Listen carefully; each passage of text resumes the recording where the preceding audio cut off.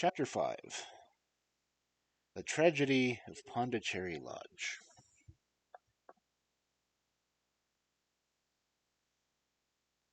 It was nearly 11 o'clock when we reached this final stage of our night's adventures. We had left the damp fog of the great city behind us, and the night was fairly fine. The warm wind blew from the westward, and heavy clouds moved slowly across the sky, with half a moon peeping occasionally through the rifts. It was clear enough to see for some distance, but Thaddeus Sholto took down one of the side lamps from the carriage to give us a better light upon our way. Pondicherry Lodge stood on its own grounds, and was great ground with a very high stone wall topped with broken glass. A single narrow iron-clamped door formed the only means of entrance.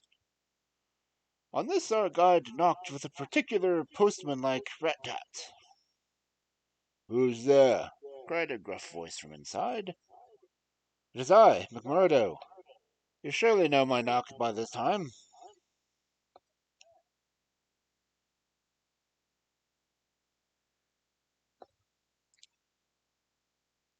There was a grumbling sound and a clanking and jarring of keys.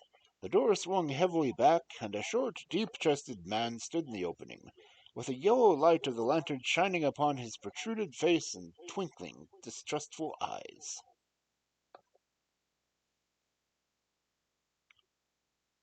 "That you, Miss Thaddeus? Who are the others? I had no orders about them from the master." "No, McMurdo, you surprise me. I told my brother last night that I should bring some friends."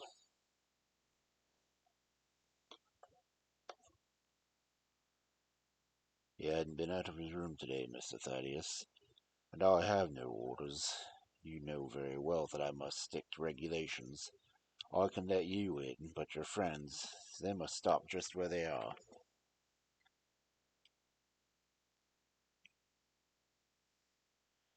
This was an unexpected obstacle. Thaddeus Sholto looked about him in a perplexed and hopeless manner. "That's too bad for you, McMurdo," he said. "If I guarantee them, that is enough for you. There's a young lady, too. She cannot wait on the public road at this hour."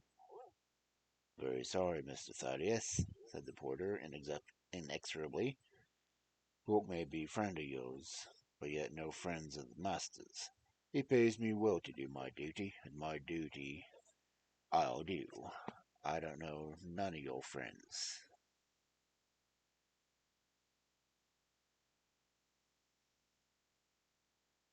"Oh, yes, you do, McMurdo," cried Sherlock Holmes genially.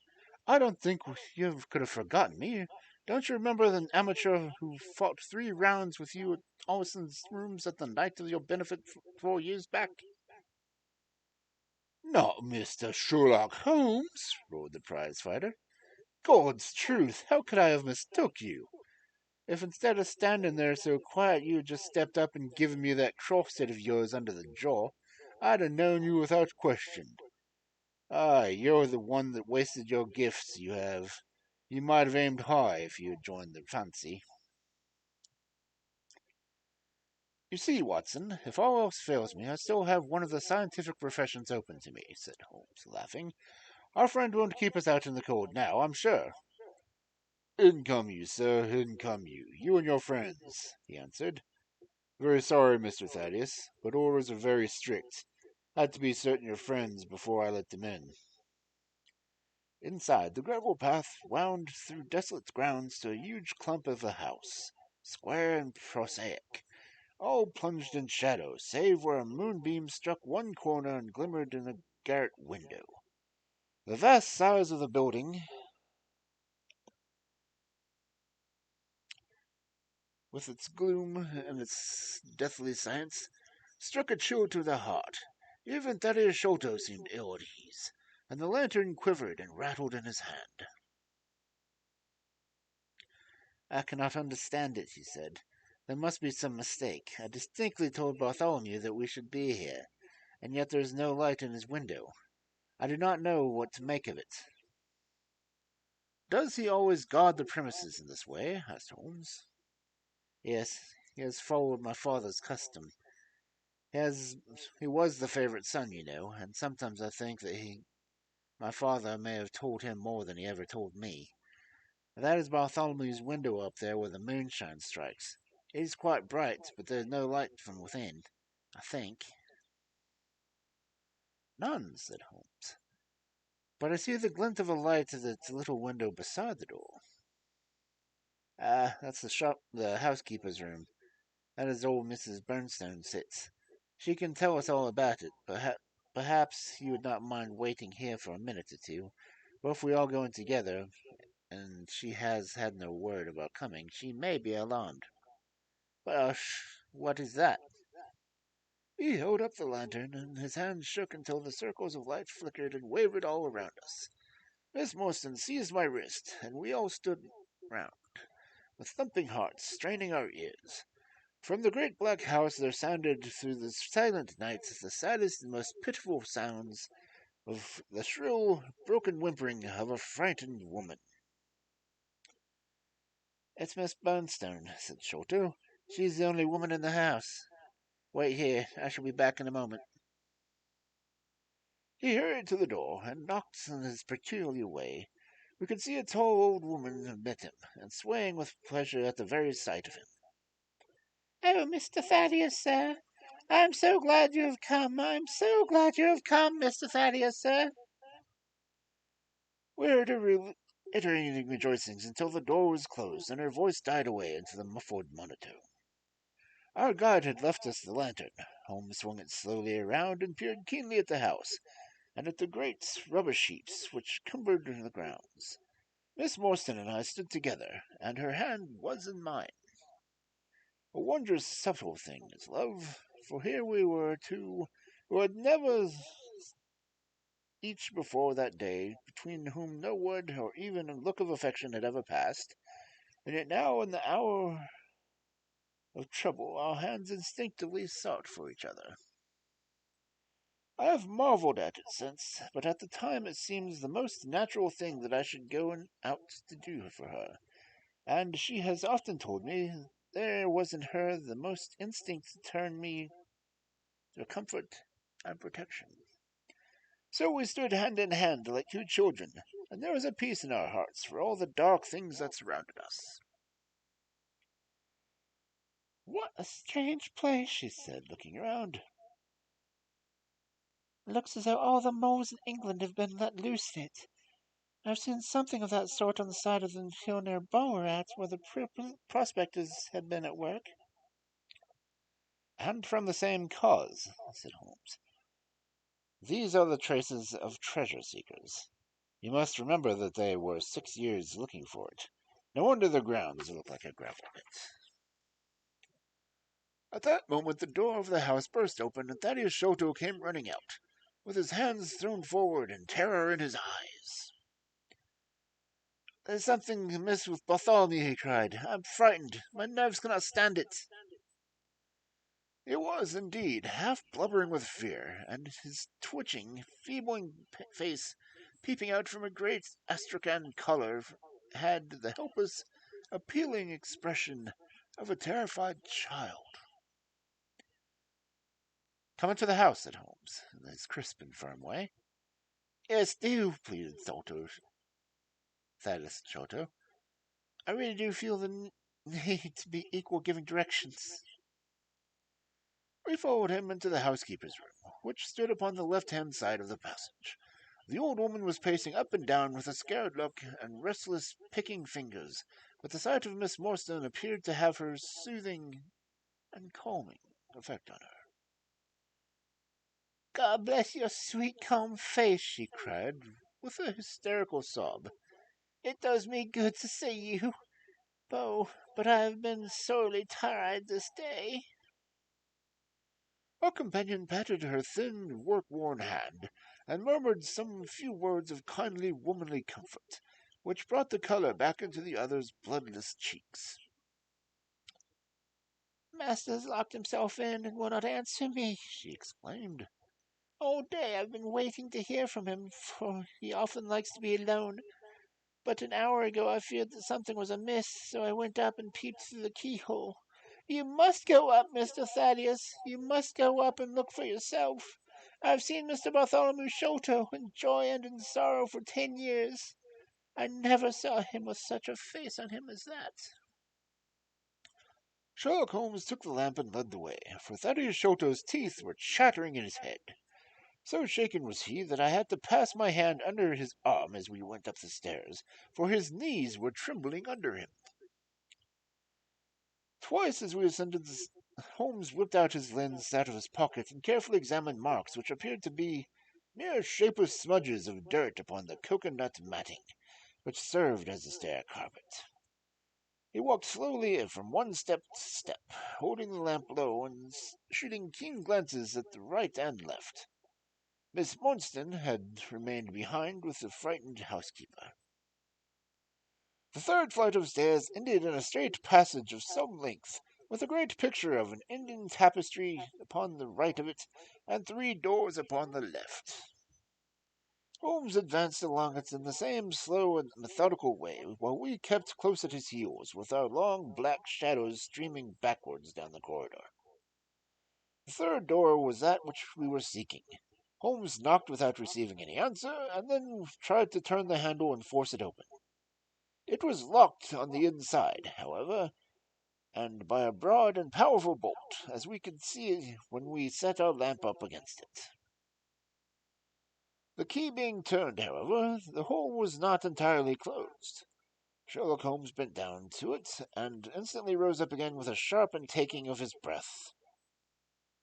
"There's something devilish in this, Watson," he said, more moved than I have ever seen him before. "What do you make of it?" I stooped down to the hole and recoiled in horror. Moonlight was streaming into the room, and it was bright as a vague and shifty radiance. Looking straight at me, and suspended as if it were in the air, for all beneath was in shadow, there hung a face, a very face of our companion Thaddeus. There was the same high, shining head, same circular bristle of red hair, same bloodless countenance. The features were set, however, in a horrible smile, a fixed and unnatural grin, which, in that still and moonlight room, was more jarring to the nerves than any scowl or contortion. So like was the face to that of our little friend that I looked around to him to make sure that he was indeed with us. Then I recalled to mind that he had mentioned to us that his brother and he were twins. "This is terrible," I said to Holmes. "What is to be done?" "The door must come down," he answered, and springing against it, put all his weight upon the lock. It creaked and groaned, but did not yield. Together we flung ourselves upon it once more, and this time it gave way with a sudden snap, and we found ourselves within the room of Bartholomew Sholto's chamber.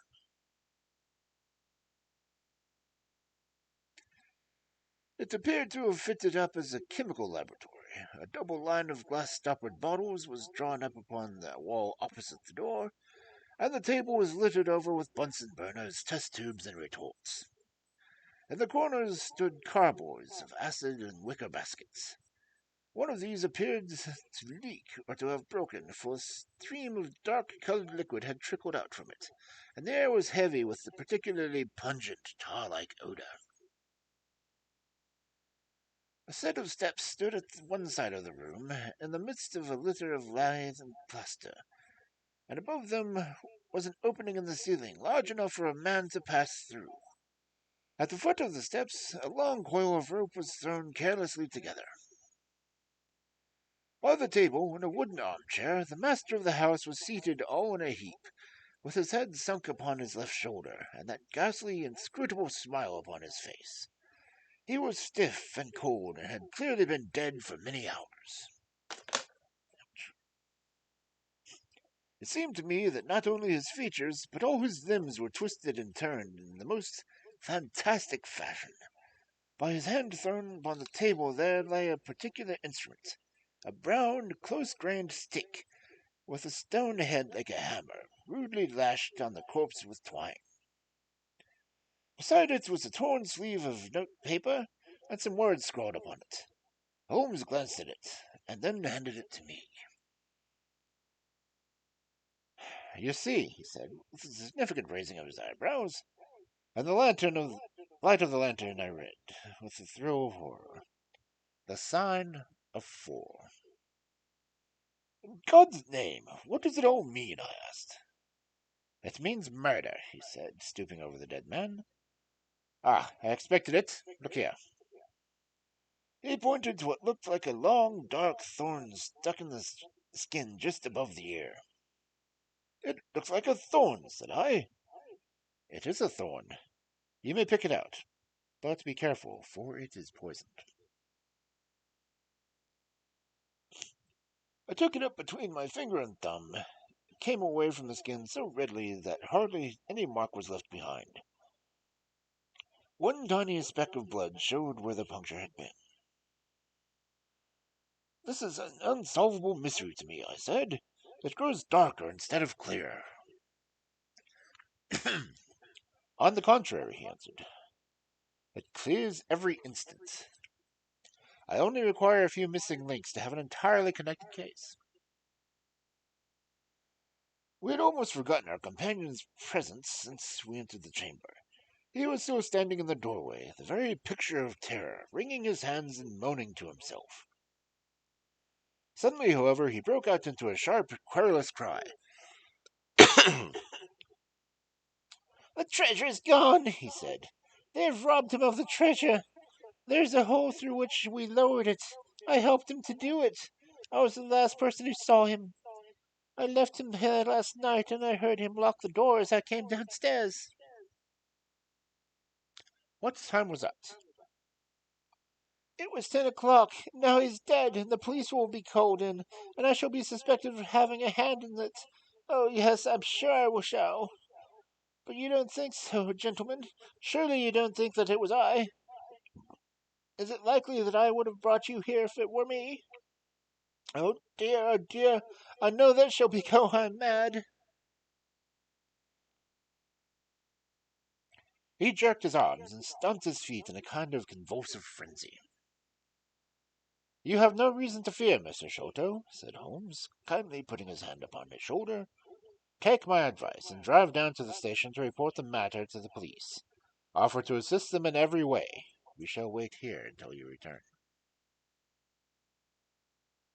The little man obeyed in a half-stupefied fashion, and we heard him stumbling down the stairs in the dark.